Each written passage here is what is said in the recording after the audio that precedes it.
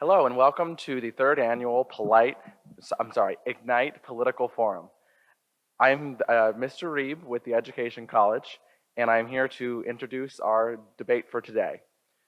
We have Mr. Steve Rawlings, who is running for representative in Kentucky's 66th district. Mr. Rawlings, would you like to take a moment to introduce yourself? Yes, I'm Steve Rawlings. I live out past the county fairgrounds off of Idlewild Road in Burlington. So District 66 includes Burlington and Hebron, Petersburg, Rabbit Hash, Bellevue Bottoms. We've lived out there, built a house 21 years ago. I have a wife and two daughters, and expecting our first grandchild November 28th, so we're excited about that.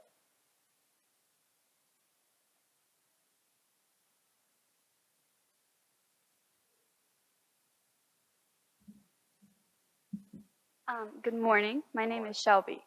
On June 24th, 2022, the Supreme Court overturned Roe v. Wade after nearly 50 years of it being in effect. When the case was overturned, authority over the rights of women to choose to have an abortion was given to the states. As a result, abortion is currently illegal in Kentucky.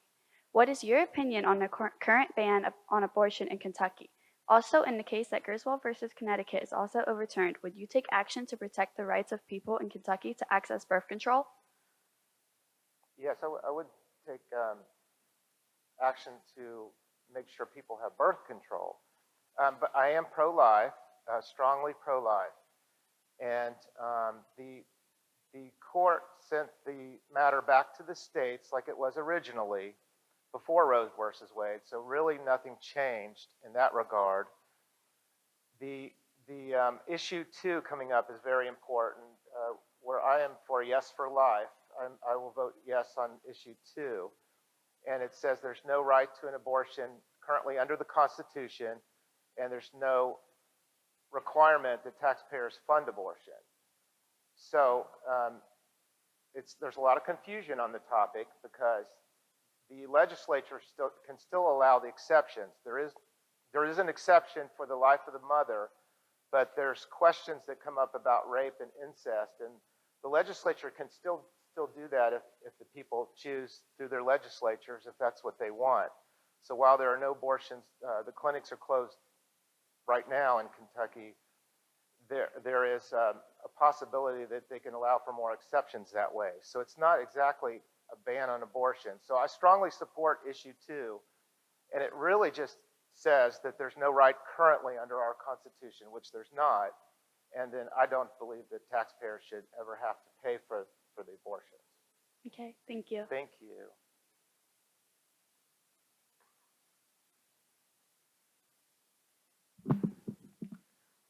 Hi, my name is Cale Bruce, and in Kentucky, teacher pay is lower than many neighboring states. Teachers put in long hours on behalf of their students in order to provide for themselves and their families. What is your opinion on teacher pay in the state of Kentucky? Do you think that teachers in our state are being paid what they deserve? I think the pay teacher pay should be commensurate with surrounding states, of course, and I don't know enough about it to describe why that is right now, but it should be considered and be according to pay across the country, or at least in this region. So I'm definitely for teacher pay being competitive, and in order to attract teachers too. I know there's a teacher shortage right now, and that needs to be really examined closely. And there's question on teacher pensions that I really don't know enough at this point to elaborate on teacher pensions, but we need to take care of the teachers, definitely. Thank you. Thank you. Hello, my name is Emelia. Hello. And across the country, climate change has started to cause flooding and droughts. In the past 50 years, the effects of climate change have become obvious. In my lifetime, I have seen the effects of climate change, including the Ohio River flooding more often and it being hotter in the summer. My question is, should we do something on the state level to prevent climate change in Kentucky? And if so, what steps would you take in office? Well, I disagree on what we're told by the experts right now on climate change. I look at history, and changes in the climate have occurred throughout the history of the world, and I see things from my age group that I saw back in earlier days. In 1978, they said there's a coming ice age. Then that didn't happen. And global warming is a topic that came up during a warming period where there's a few years of more heat. There was a hockey stick graph. So it had like weather temperatures are like this, and then it went like this. So the projections and models kept that point going up through time. So I think you just need to be careful about what you hear in the news about, and from opinions, even from scientists, because things do change, things do go up and down, and projections and models are what they rely on. So a lot of times when they talk about things that are going to happen, the continent's going to be flooded in 10 years, it's just people's opinions. If you look throughout history, the oceans are still at the same level that they've always been. You can see a photograph currently, you can see a photograph from 1930 or something, the ocean is the same. They'll tell you there's less ice in the Arctic Circle at a location, but they won't tell you there's actually more ice at another location, say in Antarctica. So they always pick and choose specific things. So I am very skeptical about the things that I hear with climate change. They said that polar bears would become extinct, but from the time they said it to now, there's more polar bears. They've recorded higher numbers of polar bears. Thank you. Thank you.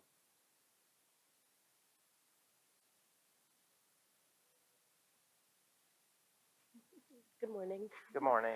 My name's Harmony Hiatt, and Ohio set a 1-year temporary non-bachelor substitute teaching license, which allows people to teach with just their high school diploma.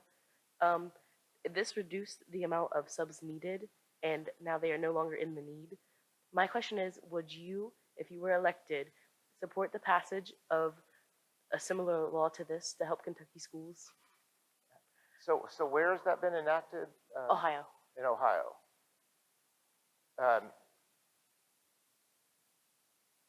That's a difficult question because you have to respond to the economy and the needs and the students, and if positions are unfilled, you have to look at other avenues.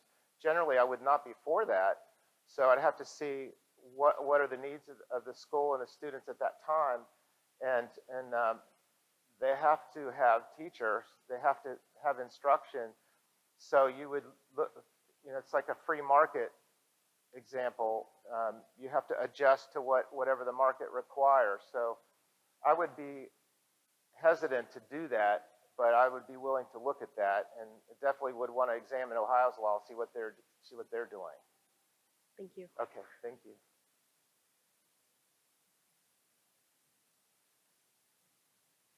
Hello, my name is Madison, Hello. and my question is, the Kentucky Department of Education has reported that the number of people completing their teaching training has dropped more than 37% in the state between the years 2008 and 2018. What do you think is causing the decline in teachers and why they are quitting, and how should the Kentucky legislature deal with this problem? I haven't examined that issue so much. I don't know if teaching professionals know or understand why that is. So it definitely deserves more study and investigation why that could possibly be. I think that if there's a quality level of education that people will be attracted to it. So there's something wrong in the universities right now with what they're teaching. There's something missing. If they go back to a quality education and inspire people to want to help kids and students, so to me there's an inspiration problem too. Teachers are drawn to do what they do because they can affect so many lives and show love and instruction and guidance. And if that's missing, there's some serious problems there. So it needs to be investigated, but I don't have the answers today, but it's definitely something that should be seriously considered. Thank you. Thank you.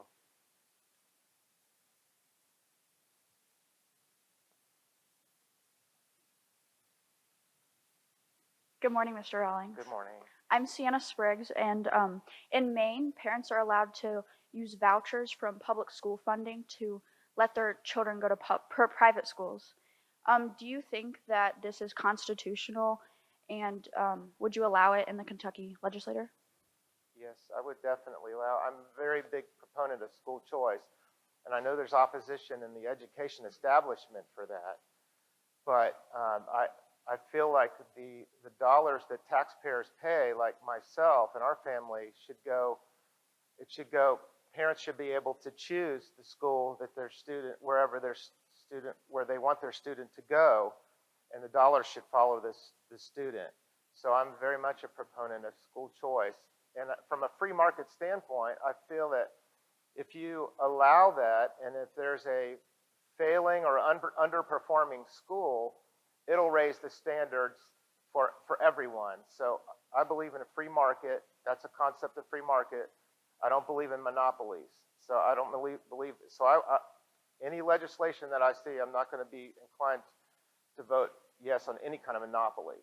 So I'm for a free market and for choice in almost every topic you can think, but especially schools, because if you have a bad school, a failing school, a school that's not performing well, they're going to need to raise their standards if they see another school is taking their students away. So ultimately, I don't think it'll harm the schools in any way. It'll raise education, quality education across the board. Thank you. Thank you.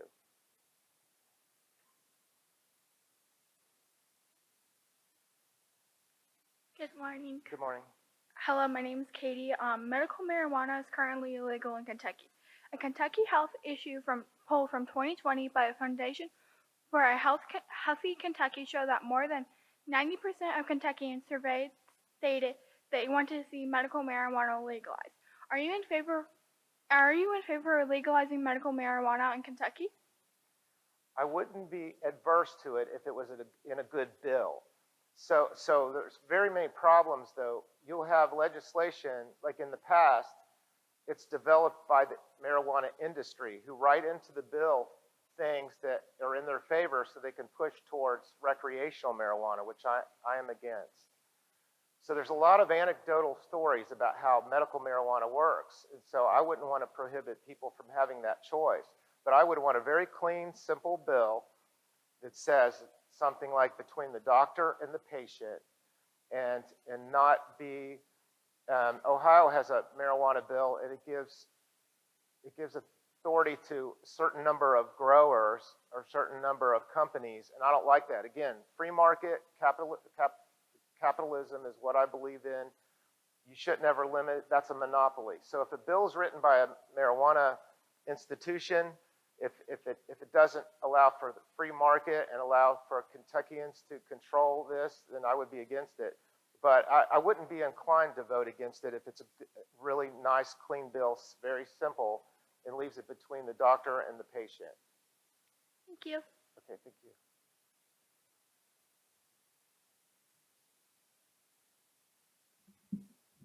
Hi. Hi. My name is Hanna Jett. Mental health issues have increased since the COVID-19 pandemic. According to the World Health Organization, there's been a 25% increase in anxiety and depression worldwide. Resources are often hard to find, and mental health is not talked about enough. If you get elected, how will you help provide more resources for people in Kentucky who struggle with mental health? Well, I think the shutdowns and the lockdowns were wrong. I think they've been proven to be wrong, that they caused a lot of these mental issues, about mental health issues, and that was so unnecessary. Mental health issues should be looked into in any way they can, and it's a very serious issue. For example, you see these school shootings, and you find out that these people that did the school shootings were mentally troubled, and people knew it. Even the FBI might have been aware. So it needs to be early treatment. You know, we're allowing things to go too long. You need to address the topic early on and assess it early. So people should be trained in that respect for early treatment, early recognition of it. Don't let somebody string out and have issues for 2-3 years or more. in the beginning when the first, they need somebody to talk it through, whatever method. So I'd be for any legislation that would help with that. Thank you. Have a nice day. Thank you. You too.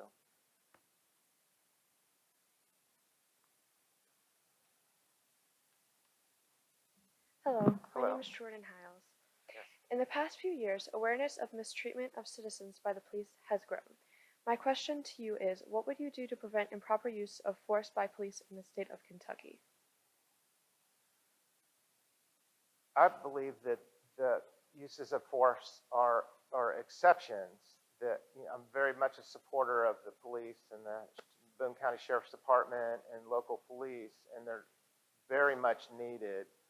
And any officers that are engaged in behavior like that should be severely disciplined and not be protected. There's bad people in every profession, attorneys, mechanics, there's bad people everywhere. We shouldn't judge the police, though, on the exceptions. So I'm very, very supportive of the police. They should deal with it very seriously and not allow things in past years, past decades, too many things were pushed aside and ignored, and that's not right.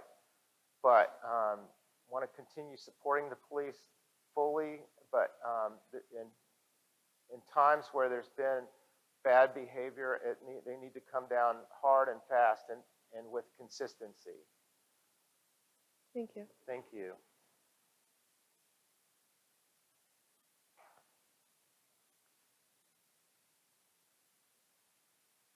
Hi, how are you today? Hi. Doing well, And thank you. In 2020, at the height of the COVID-19 pandemic, a black man was killed by a white police officer. What followed were huge protests with Black Lives Matter and All Lives Matter in June 2020. In light of these events, do you think the police shouldn't continue to be funded? Yes, I'm continue funding police because we've seen the breakdown in states like New York.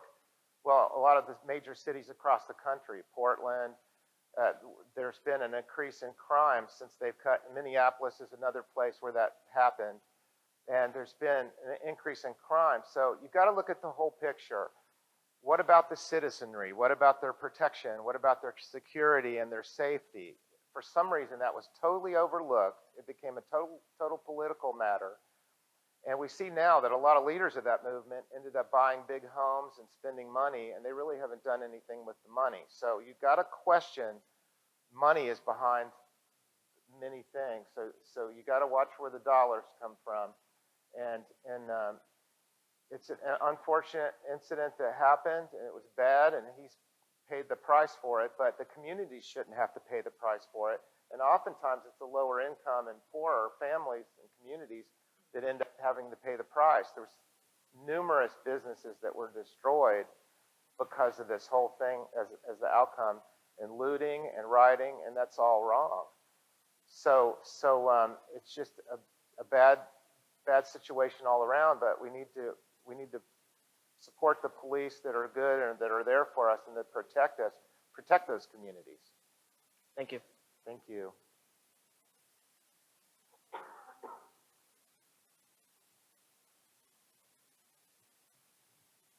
Good morning. Good morning. My name is Lauren Mays. Many people are part of the LGBTQ plus community in the state of Kentucky, and many are okay with their sexuality, but some may fear the discrimination they face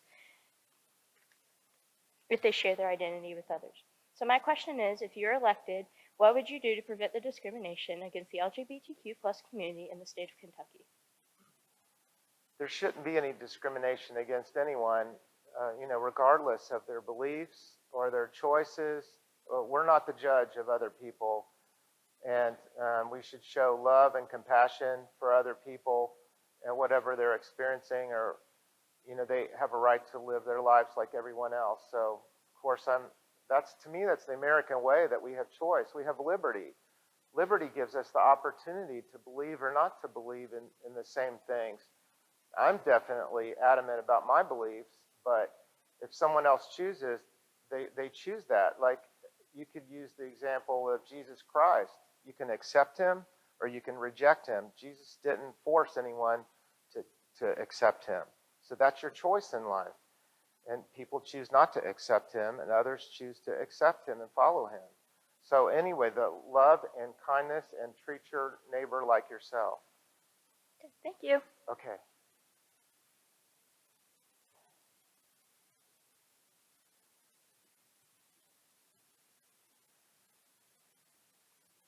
Thank you for coming, and my name is Sean.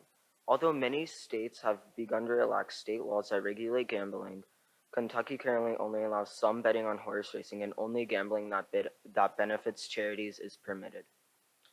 What are your thoughts on how the state can help those with gambling addictions? Are you in favor of expanding laws to allow other types of gambling in the state of Kentucky?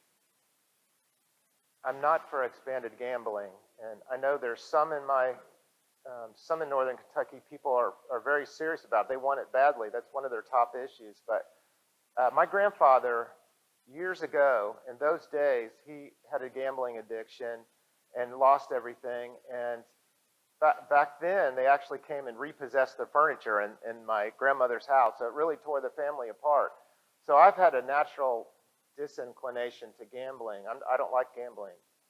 There's already gambling in place. You know, you still have horse track racing and the things that are in the lottery and the things that are legal in Kentucky.